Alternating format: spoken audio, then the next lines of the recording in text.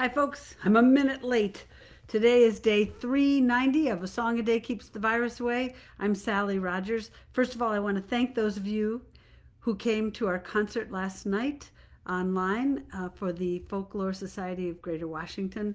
We greatly appreciate your support. That's great. Next weekend, Howie and I will be singing live in Voorheesville, New York for the Old Songs organization. And it will also be streamed. So if you don't happen to live in Voorheesville or in the Albany area, you can get tickets for that at their website, oldsongs.org.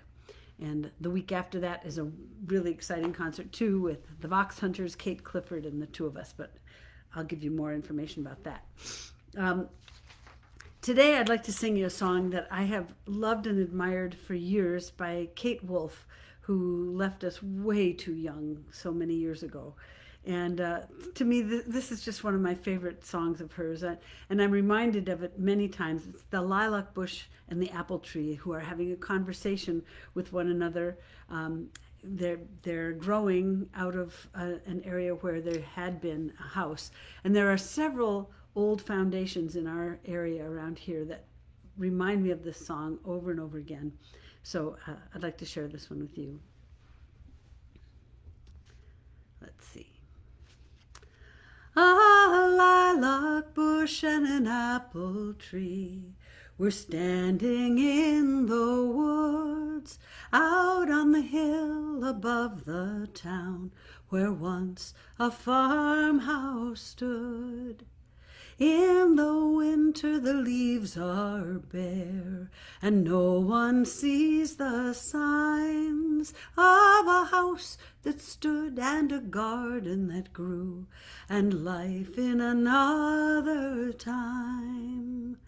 One spring when the buds came bursting forth, and grass grew on the land, the lilac spoke to the apple tree as only an old friend can.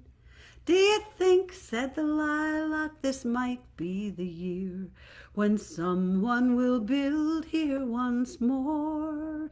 Here by the cellar still open and deep, there's a room for new walls and a floor."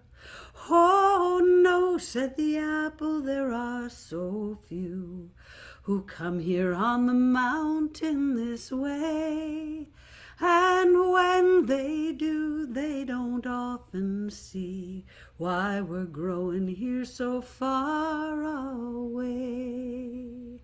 A long time ago we were planted by hands that worked in the mines and the mills, when the country was young and the people who came built their homes here in the hills.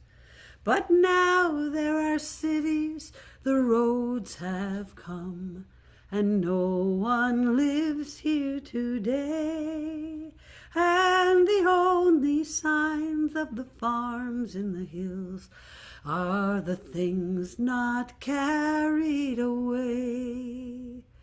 Broken dishes, piles of boards, a tin plate, an old leather shoe, and an apple tree still bending down, and a lilac where a garden once grew.